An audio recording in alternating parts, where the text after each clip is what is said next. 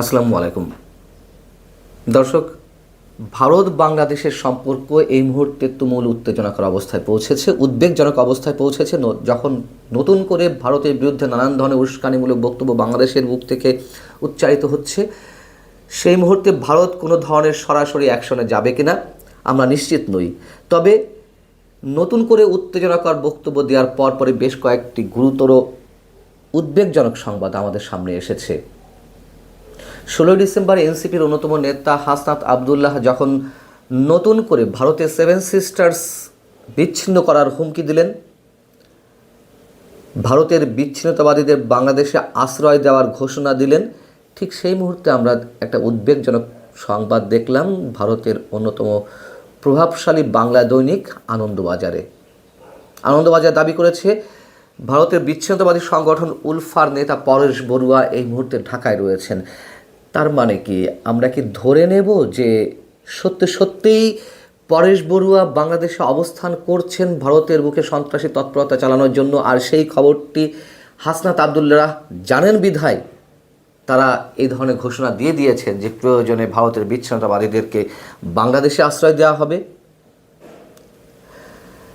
পরেশ বড়ুয়া উলফার নেতা, উলফার সামরিক কমান্ডার। আমরা জানি উলফার সম্বন্ধে একটু জানা দরকার আমাদের, হয়তো অনেকেই জানেন 1979 সালে আসামকে বিচ্ছিন্ন করার লক্ষ্যে বা আসামকে স্বাধীন করার লক্ষ্যে একটি গেরিলা দল গঠন হয় এবং তারা United liberation front of Assam নামে এই সংগঠনটি আত্মপ্রকাশ করে।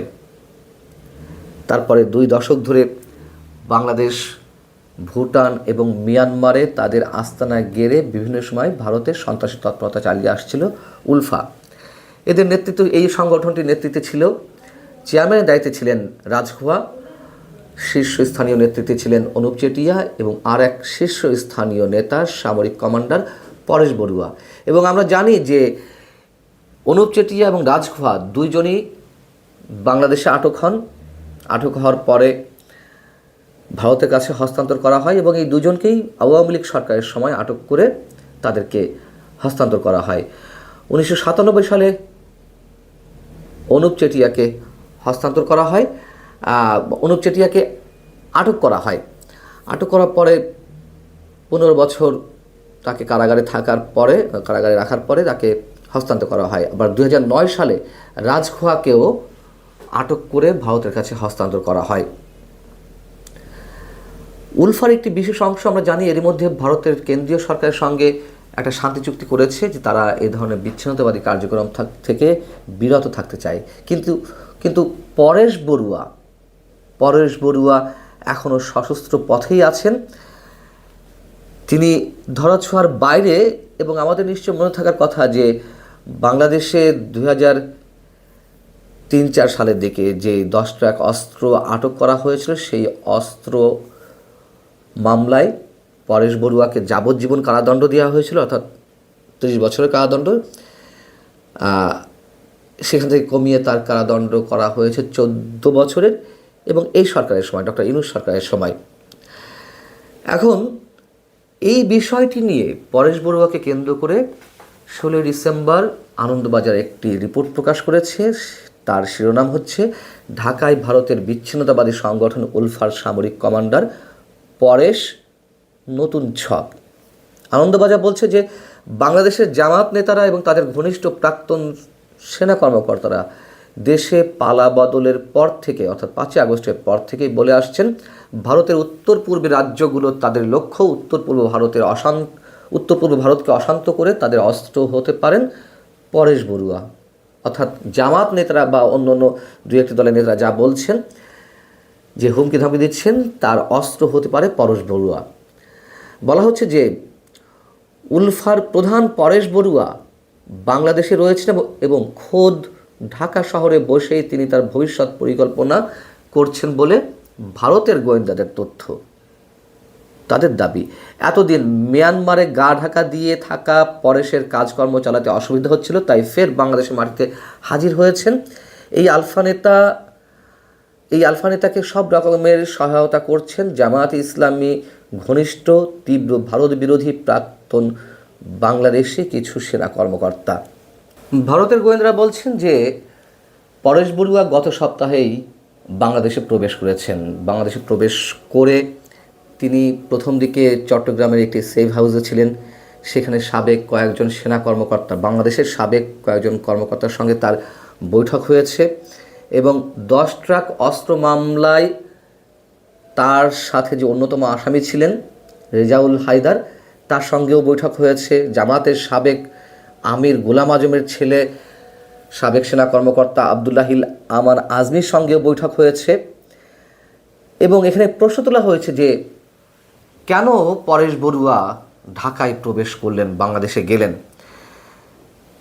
যেটি আনন্দবাজার বলছে যে মিয়ানমারের সাগাইন প্রদেশে থাকা উলফার শিবিরগুলোতে এরই মধ্যে ভারত তিনবার হামলা চালিয়েছে, যাতে উলফার 17 জন সদস্য নিহত হয়েছেন। এর মধ্যে উলফার দ্বিতীয় সেকেন্ড ইন কমান্ড নয়ন মেধিও নিহত হয়েছেন। তো যখন নয়ন মেধি নিহত হলেন, তারপর দলের পুরো দায়িত্ব এসে পড়েছে পরেশের উপরে। ফলে মিয়ানমারের চেয়ে বাংলাদেশ সুবিধাজনক জায়গা এমনটা মনে করেই তিনি বাংলাদেশে প্রবেশ করেছেন। এবং এই ঘটনার পরিপ্রেক্ষিতে আনন্দবাজার যেটি বলছে, ঢাকায় পরেশের উপস্থিতি স্বাভাবিকভাবেই চিন্তা বাড়িয়েছে ভারতের গোয়েন্দাদের। তাদের আশঙ্কা বাংলাদেশের মাটি ব্যবহার করে উত্তর পূর্ব ভারতে উগ্রপন্থী তৎপরতা বাড়াতে সক্রিয় হবেন পরেশ বড়ুয়া। এই ঘটনা অথবা হাসনাত আবদুল্লার যে হুঙ্কার হুঁশিয়ারি, তার পরবর্তীতে আমরা দেখলাম ভারতে নিযুক্ত বাংলাদেশের হাই কমিশনার রিয়াজ হামিদুল্লাহকে তলব করেছে দিল্লি। সেই সঙ্গে ঢাকায় ভারতীয় হাই কমিশনারকে সাম্প্রতিক যে হুমকি দেওয়া হয়েছে ভারতের উদ্দেশ্যে সেই বিষয়টি এবং বাংলাদেশের রাজনৈতিক ব্যক্তিত্বদের ভারত বিরোধী উস্কানিমূলক বক্তব্যের জন্য আনুষ্ঠানিক কূটনৈতিক প্রতিবাদও জানিয়েছে ভারত।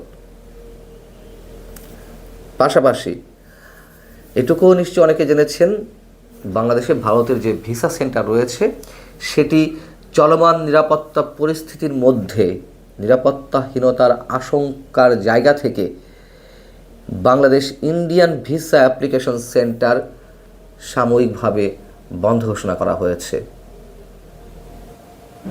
বিষয়টি হচ্ছে কি, ভারত যদি আমাদের জন্য হুমকি হয়ে থাকে আমরা সেটি কূটনৈতিকভাবে মোকাবেলা করতে পারি। বাংলাদেশের কোনো সন্ত্রাসী, কোনো হত্যাকারী তারা যদি ভারতে আশ্রয় নিয়ে থাকে, সেক্ষেত্রেও আমরা তথ্য প্রমাণের ভিত্তিতে কূটনৈতিকভাবে সেগুলো সমাধান করতে পারি। ভারতও জানিয়ে দিয়েছে যে ভারত কোনো সন্ত্রাসীকে, ভিন দেশে কোনো সন্ত্রাসীকে আশ্রয় দেয় না। তাহলে তো প্রমাণ করতে হবে যে হাদির হত্যা চেষ্টাকারীরা ভারতে অবস্থান করছে। সেই তথ্য জানিয়ে কূটনৈতিক তৎপরতা জানাতে হবে। সেটি না করে এই ধরনের বালখিল্যতার পরিচয়ের মধ্য দিয়ে ভারত অ্যাটাক করা হবে, ইসলামের শৃঙ্খলা বিচ্ছিন্ন করা হবে, ভারতের বিচ্ছিন্নতাবাদীদেরকে বাংলাদেশে আশ্রয় দেওয়ার মধ্য দিয়ে আর এইসব হুমকি ধামকির কথাবার্তার মধ্য দিয়ে বাংলাদেশ কতটুকু নিরাপদ থাকতে পারবে?